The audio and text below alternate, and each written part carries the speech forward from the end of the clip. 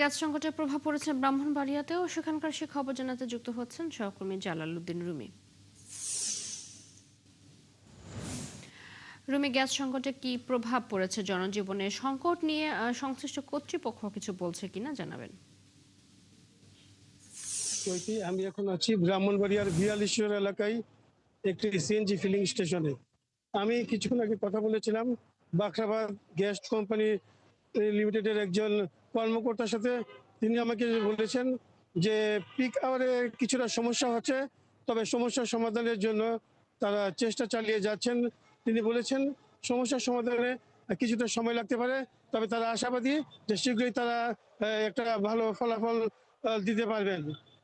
আপনি জানেন যে ব্রাহ্মণবাড়িয়ায় বাক্সাবাদ গ্যাস ডিস্ট্রিবিউশন কোম্পানি 4টি ফিলিং স্টেশনে গ্যাস সরবরাহ করে থাকে। আমি আপনার এখানকার একটি চিত্রটি আপনার দর্শকদের দেখাতে চাচ্ছি। এখানে দেখতে পাচ্ছেন যে এখানে বিপুল সংখ্যক সিএনজি চালিত অটোরিকশা কিন্তু এখানে গ্যাসের জন্য অপেক্ষা করছে।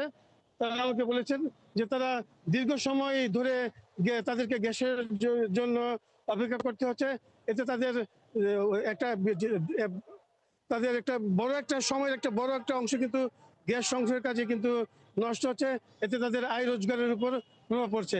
এছাড়া সিএনজি স্টেশনের কর্মকর্তা কর্মচারী যারা আছেন তারা আমাকে বলেছেন যে এখানে কিন্তু দৈনিক 4 থেকে 5 ঘন্টা কিন্তু গ্যাস একেবারেই থাকে না। আর যেটুকু সময় এখানে গ্যাস পাওয়া যায় সেই সময়টাতেও কিন্তু চাপ কিন্তু পর্যাপ্ত পরিমাণ থাকে না। এতে করে কিন্তু তাদের লাইনের সারি দীর্ঘ হচ্ছে।